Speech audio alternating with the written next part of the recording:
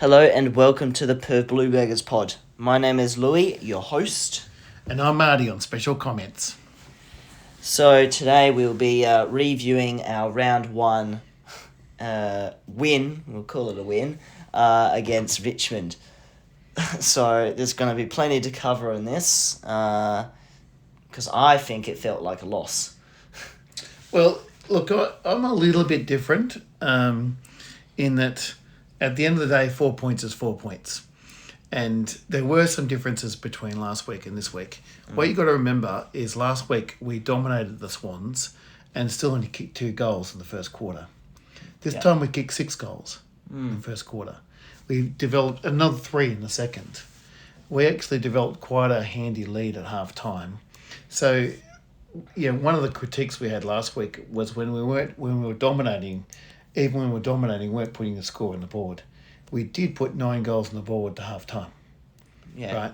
Now, the reason why I say that that's important is that, we never got a big enough buffer against Sydney. You're going to have some down times in any game. But firstly, we put the buffer on. Secondly, while we were comprehensively outplayed in the second half, and we'll come to that, that's very disappointing. I don't think it was the same as Sydney. I think in Sydney, what really worried me in Sydney is we kind of ran up the white flag. Like I said, we were like witches' hats. Yeah. It's barely, that's what you hate seeing in your footy club. We still had opportunities, significant opportunities in the third and fourth quarter. We didn't put them away. Yeah.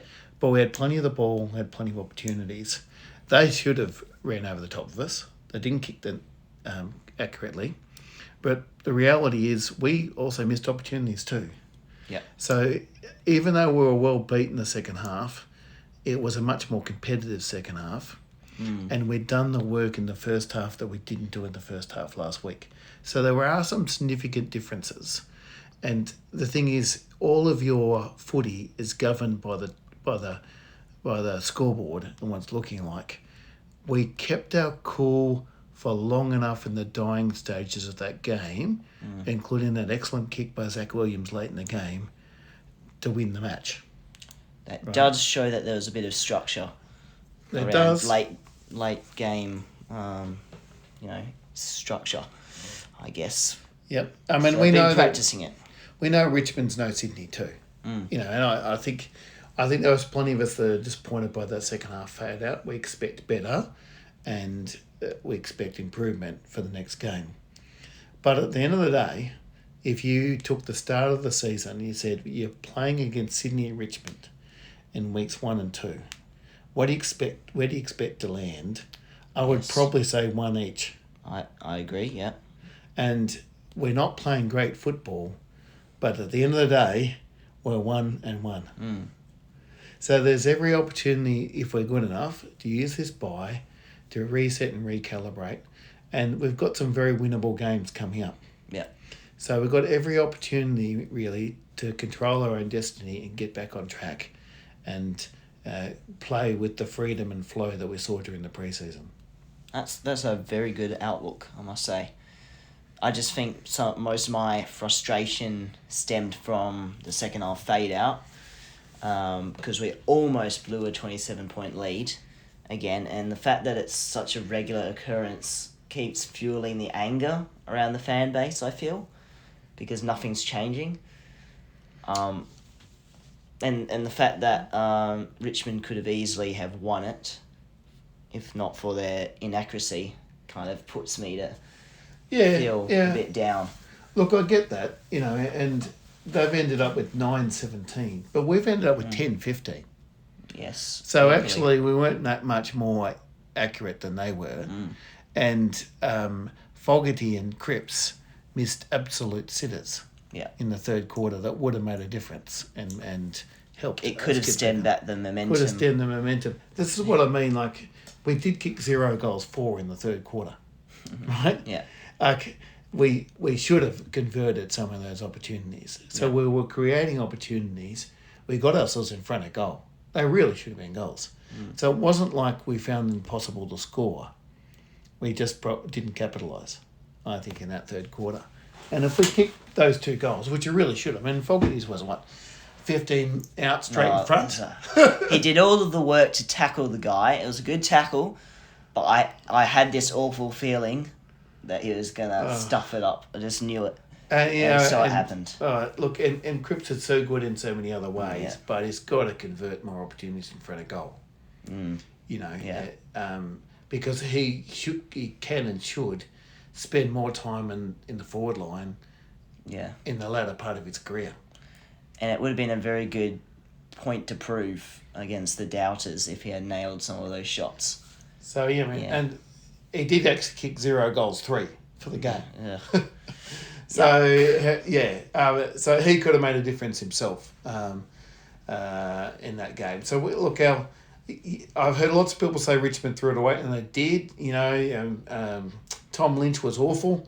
In fact, his 2 goals 7 flattered him because his 2 goals came from dodgy free kicks right in front of goal. Yeah. Like literally a couple of metres out. Right? So he didn't even really deserve those probably. And he missed every single other one. Yeah. So look, he's had an absolute shocker. And, that's been very, very helpful for us. Yeah. How much did we pay him? He was, look, they had plenty of opportunities to win it, but at the end of the day, they didn't. Yeah. And we walk away with the 4 points. That's a very good outlook. I think it's also a bit of an indictment on Lewis Young's performance to let someone have 9 scoring shots. Albeit a few free kicks. I know he did a good intercept mark late in the game. Yeah. That was good. But he got comprehensively outplayed. Yeah. Really. And that's costing his spot and maybe even for the whole season. I don't know. Well, depends who takes up the spot. What's Dirksen doing? If Dirksen can show that he's worth a best 23 spot throughout the year, then perhaps that's Lewis Young done. But while we're on Tom Lynch, can anyone explain to me why Jacob Wiedering wasn't on him? Yeah, true that. Our best forward, best a defender. good like for like, right? Our best defender. You're right. Yeah. A like for like in body size. Very few people outmark Jacob Wiedering, right? And everyone knew Tom Lynch was their main avenue to goal. Now, Wiedering still had a great game, by the way. He's in my best. Same. He had a great game. But why wasn't he playing on your best forward? I just don't understand that. So I think Carlton's idea would be to use him as more of an interceptor, perhaps. And he did intercept really well. But at the end of the day, he had a good game, right? Yeah. At the end of the day, Tom Lynch had 10 shots at goal, should have converted 5 or 6 of them at least, and should have won the game for them. Yeah. And why was this, you could have put Lewis Young initially, but why didn't you change during the game when he was dominating so much? How hard is it to make a simple change like that? I don't get it. It doesn't really make sense to me. Yeah. Now, yes, we won, but really, Lynch should have won that game for them. Yeah. And a lot of people would claim that maybe Vossi didn't make a good decision there. Yeah. So anyway, look, there's some great individual performances as well that we're going to come to, but look, I think at the end of the day, we'll be pleased that we walked away with 4 points. We've got an opportunity with the bye probably to talk through what those second half performances look like a bit more, and probably work on it a little bit. I would be working on it this week, and probably give them a day or two off to refresh and get them focused. What do you reckon it's all stemmed, the second half fade outs? What's it all stemmed on? There's a couple of things. Look, we got comprehensively outplayed and coached in that first game where a couple of things happened. Firstly, our game is heavily predicated on winning contested ball. Yeah. So if we don't win contested ball, we're really kind of shot. In that first game, we got sucked into the contest too many players. We had not enough players on the outside. And when they started winning that contested ball and we couldn't stop them, they just cut us to pieces. They just had runners everywhere. We did change that with the Tigers. I didn't feel that they ran forward as much, as easily. But there's the contested ball and the running was not as solid after half time as it was beforehand. So Yeah. is it a fitness issue? Is it a structural issue? Is it teams figuring us out? I reckon it's a mental problem. It's above the shoulders. I reckon they lose concentration, and then they kind of fall out in the midfield perhaps, and then they get sucked in, outside use, and then we cost territory. I mean, it's an interesting I don't know. theory. I mean, but if it's mental, you've got the agency to do something about it. But then you've also got the problem when mentally is certainly interconnected with our disposal efficiency.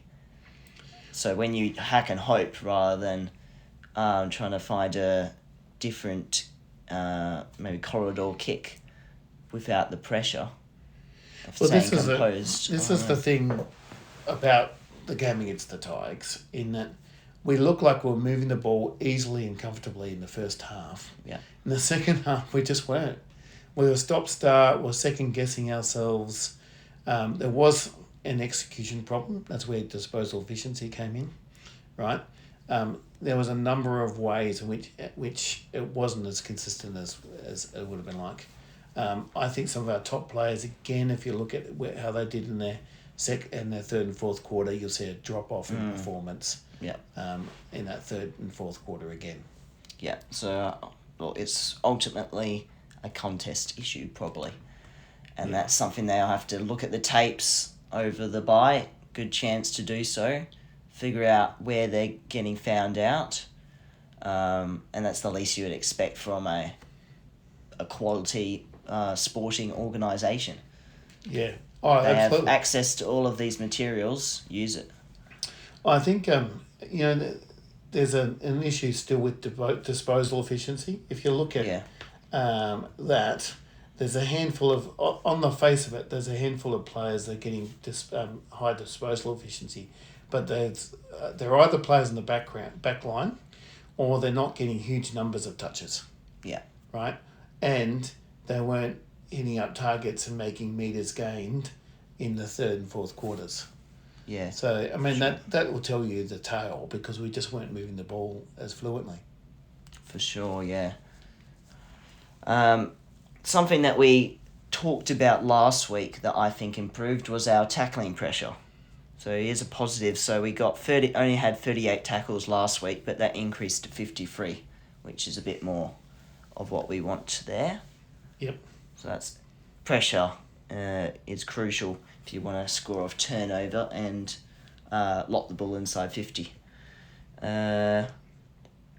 Richmond finished with plus 16 inside 50s, so it kind of lived in their forward half for a long period of time. Can you see on that how much it was in their forward half? The team stats. Interested. So it was, they've had more inside 50s. We were actually better in efficiency inside 50. That's not bad. Yeah, that's because we had more goals from less inside 50s. True. But disposal efficiency, they actually outdid us. And the reason why that should worry you is they've got a very young team. Yeah. And so we should be doing better than that, I would have thought. We were actually pretty good at our inside 50 efficiency during the first half when I was covering it, some live coverage. So I recall that.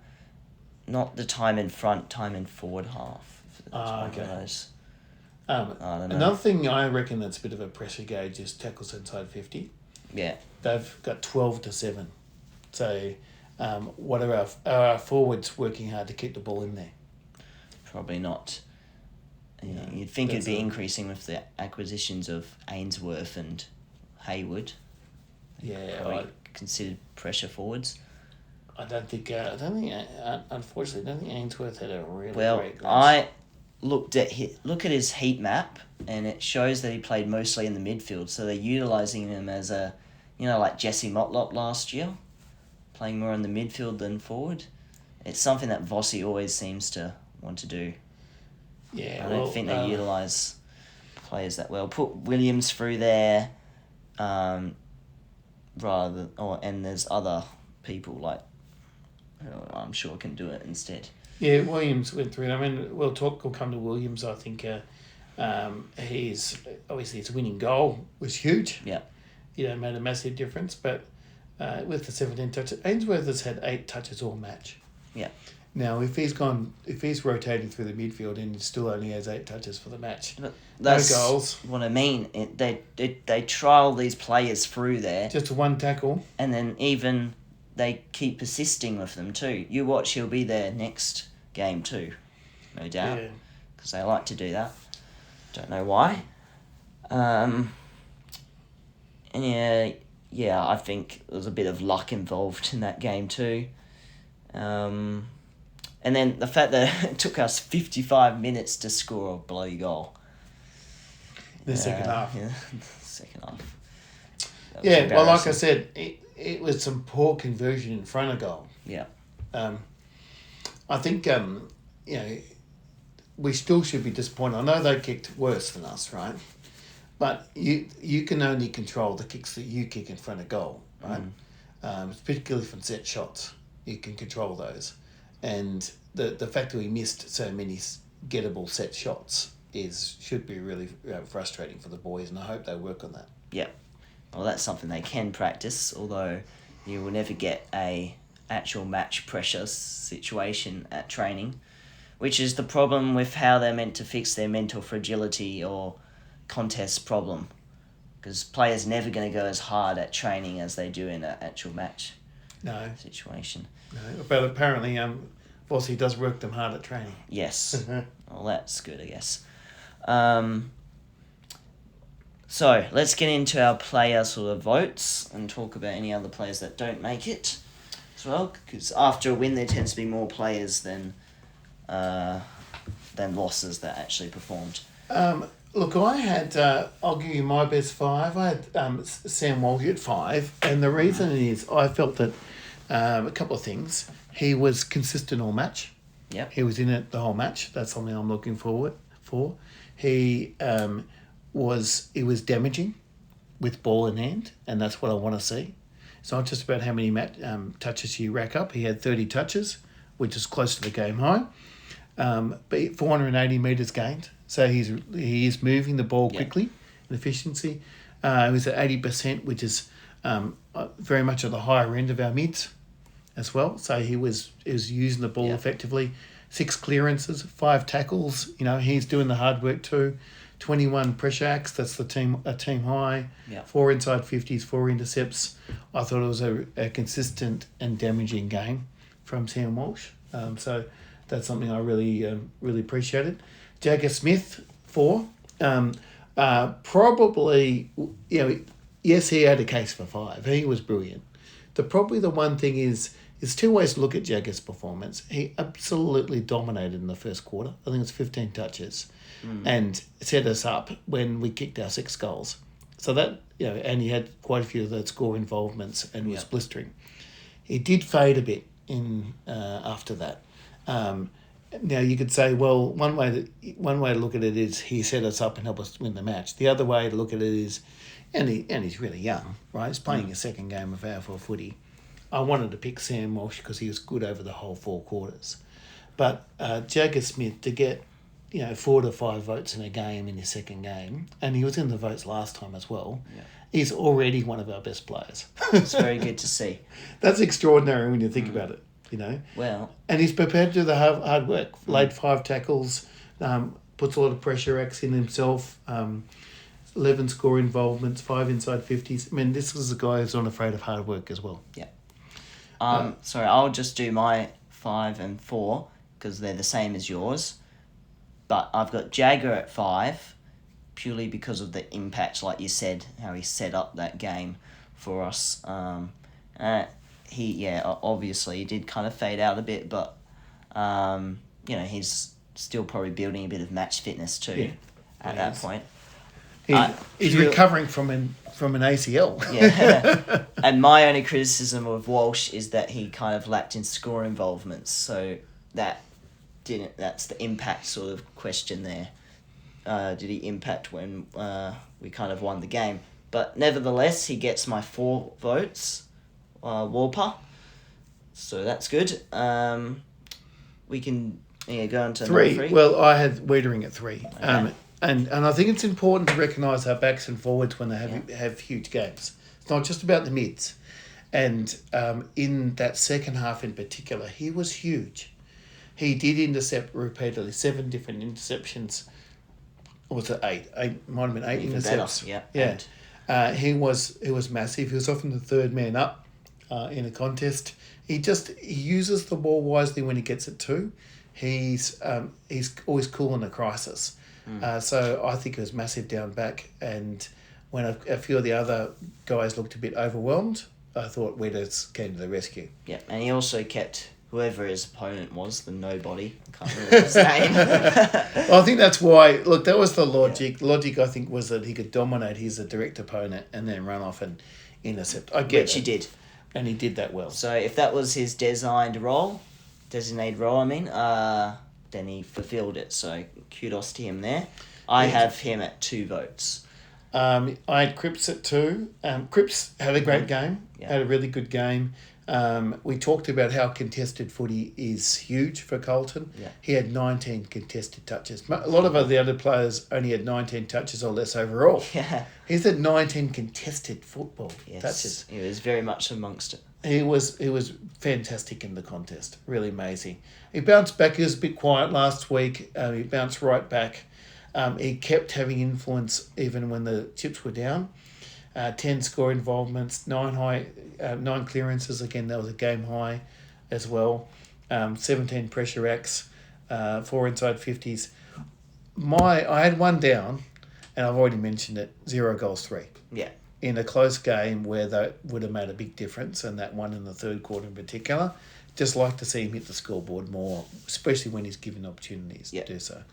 But look, that's just probably the one other thing. I think it was just the 59% disposal efficiency. Just using the ball, and he usually does. He usually uses the ball really well, but he was a little bit down in that category as well. Yep. I've got him at 3 votes, just ahead of Wiedering. But yeah, so similar to you again.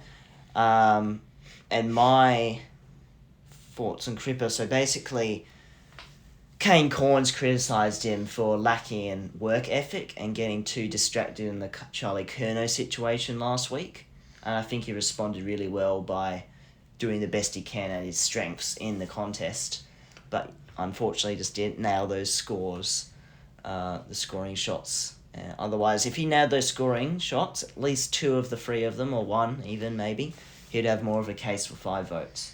Well, if he had 32 touches and 3 goals... Well, it's one of his best ever games. he's getting BOG. Yeah. So, yeah, it's just... That's probably the one thing for him to work on. But, I mean, what is Cripps' strongest asset is to win the football. Win the football in the clinches, in the contest when it's in a 50-50 situation. Yeah.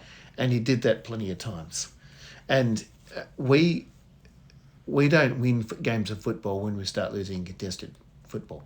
Yeah. We have to win contested footy. We also have to use it better.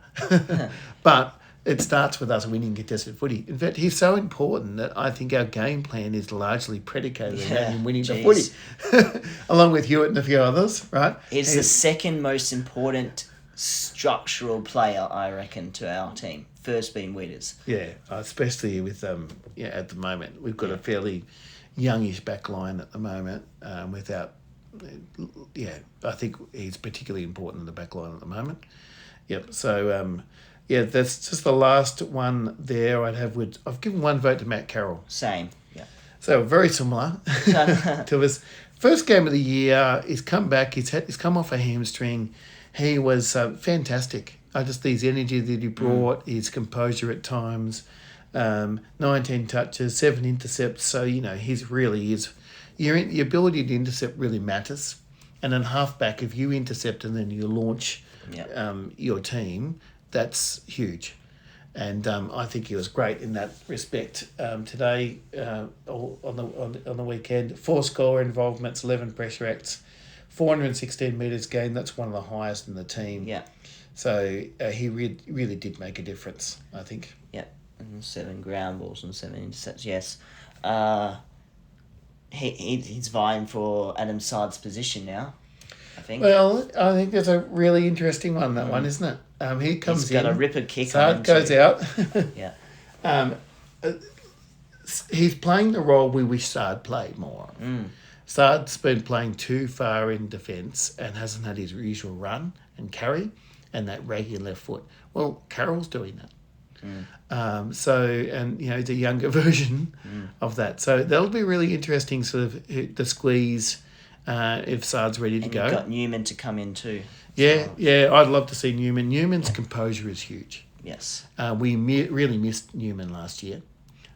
We could do with that. And, you talked about why we fade away. It's not entirely due to composure, but composure plays a role. Yeah. And our best 23 definitely has Nick Newman down in the back line, marshalling the troops. Yeah, sure. So he's got to come back in. Carroll played really well. He's not losing his spot. So watch that space on what happens next. That was his best game in his career so far. He had some rising star nomination performance. He played last some good. year. It was good, very good at times last year. I don't know if I'd go that far. He was very good this time, but he also played some good games last year. I'm pretty sure I had him in my votes a number of times last year. Okay, we'll compare that after. So, any other players of note? Oh, look, there's a very read out their stats. smattering here. I thought McGovern was lively up forward, particularly early, and kicking his 2 goals. I thought that made a big difference. We talked about getting the score on the board, and we've got a situation without Charlie. We need some other avenues to goal, not just Mackay. And that was a little bit of a surprise packet because he hasn't played up forward for a long time. Well, what do you reckon? Because we saw it a few times last year and he did well. Is he got more of a chance up forward this year? It's an interesting one because the 2 obvious like for likes are him and Kemp. Really. And Kemp has flashes of brilliance but hasn't really held down the spot either. No. So the issue is, whether, maybe you're subbing them out and giving them both an opportunity, etc. But McGovern, I think McGovern's a little bit more mobile, perhaps, than Kemp is. Kemp's probably a little bit better overhead. Neither of them are entirely, you put your life on them shooting for goal. Yeah. So I think that will come down to who's more accurate as well. He's good today, but I'm just not entirely sure that's settled yet. Yeah. I'd want to see a few more solid games like that. Yeah, he's not actually made out my votes, but he was solid, particularly in the first half. Yeah. He was in our top 10 performers, though, I think. Yeah. So he had 15 disposals, 6 marks, 5 score involvements, 5 ground balls, 4 inside 50s and 2 goals. Yes. I thought Mark Pitnet was good again. Yep. He had another really solid game. I thought he had the better of Curvis again. Kicked a goal again. I just started really well. His energy. One thing he's done that I haven't really expected. He's picked the ball off the ground a number of times. So, funny you mentioned that he's got 4 ground balls, which is quite hard for a ruckman to do. Especially someone like him. Yeah. He's not Mr. Agile. Yeah. Normally, I think hats off to him, because I think the criticism of him was he was always a pretty handy tap ruckman, right? Yeah. So in the actual ruck contest, he was pretty good. He wasn't as solid around the ground, and once the ball hit the ground, generally, and even in a contest or whatever, he was a bit shot, But he's proved us wrong there. Yeah. And I'd love to see him keep working on that, because if he's a bit more versatile, he'll get more ground time, and it frees up Carlton in terms of its options. Yeah. If he's no good around the ground at all, we've got to play a second ruckman. And we started the season with the second ruckman, and Reedy had 4 touches for the whole game. Yeah. So I don't think that's preferable. Not a lot of teams do it. But so if Pitnet's versatile enough that we can have a key forward or backman be that second ruck briefly. Yes. Another little interesting stat for him was that he's came first in AFL player ratings in the past 2 matches. which is kind of based on impact rather than stats all the time. So you can take that as you want, which is interesting. Yeah. The other guy who I thought was pretty good, I mentioned him as well, Zach Williams, lively, energetic. Yeah. Kicked the winning goal. What a huge goal it was too. It goes to show he is a versatile player because he's played part of his career down back, part of his career in the midfield, and part of his career up forward. And when he plays in the midfield, he can be quite explosive. And he is one of those guys that runs the lines. He likes to take the ball in hand, bust through the packs, and deliver the ball. Sometimes his disposal efficiency is not always great. It was good today. 94. Yeah, it was good. So, hats off to him there. So, I think that is quite impactful when he got the ball. He had like 17 touches. That's not one of the highest, but when he gets the footy, he uses it well. Yeah, he got 405 metres gained, 5 rebound 50s, so that shows that he's been able to move it into the centre. And that crucial goal was elite. Yeah. The last guy on my list, knew one of a few others, but Florent I thought was pretty good. Yeah. He had the most metres gained for the whole team, the 24 touches. It was pretty handy, I thought, particularly early. Set up a lot of the attacks, etc. And look, he's showing plenty in his first 2 games. I think he was in the votes last time, could have been in the votes this time. Probably just a bit more consistency across the 4 quarters. Yeah, for sure. So he had 24 disposals, 5 marks, 83% disposal efficiency, 606 metres gained and 7 rebound 50s. So that's good. So one more player I think I'll talk about is George Hewitt, who you might think, looking at 23 disposals, that's a little lower than he'd usually have, like last year, the reigning John Nichols medalist. But he actually played 67% time on ground. So why is that? Why did he only play 67% time on ground? I'm not sure, but nevertheless, he had 23 disposals, 12 contested possessions, 87% disposal efficiency, which sometimes he declines in his efficiency too. 5 intercepts, 6 score involvements, so impactful there. 1 goal, 5 clearances, 8 ground balls, and 4 tackles. So you know what you're going to get with George Hewitt. He rarely puts in a bad game. He certainly hasn't since he came back. I think was that 24 got dropped. I think it was. Yes. Came back and had a good game and hasn't been dropped since that time. And of course, in 25 was our best player in the team. Yeah. Well, we saw him after that game. He got dropped, I think. And then I wished him well. Famously, Yeah. I wished him well. I think that was the difference. Yeah. He's never looked back since that time. Yeah. So, no, Mr. Consistent, George Yes. Hewitt. Always, you know what you're going to get. Yeah. And I think some people have actually put him in their votes. He was that good. I've seen around the place. Yeah, fair enough. Yeah. So, those are the players of note. Next week, we will be either the weekend or maybe after injury news or whatever. We'll talk about a preview. So maybe we'll put together what we think the best side would look like for Melbourne, because we got this bye, so we'll give you some content over the bye. Any other news to talk about, and what we hope to actually achieve in that game. How can we win it, and predictions. Yeah, well, I think that'll be a really important game. They've got the D's coming up, and they come off a win. Yes. So, I think it's really important that Carlton's red hot and ready to go. We should be fresh after with that break, etc.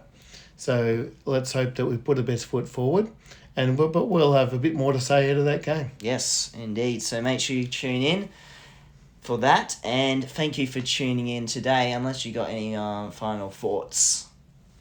Well, look, this weekend, right? Yeah. Carlton won Collingwood lost, Essendon lost, and Richmond lost. And St Kilda lost. And St Kilda lost. And Kerno kicked 0 goals. Well, it's not a bad weekend for Carlton fans. Just keep that in mind. Yeah, that gives you a bit of optimism going into the week. You're probably listening to this on a bad Monday. Anyway, thank you for tuning in. Make sure you like, subscribe. Tune into any content on our Instagram as well, Carlton Flaggers and Perth Blue Baggers Pod. We really appreciate it. Up the Baggers. Can the Blues.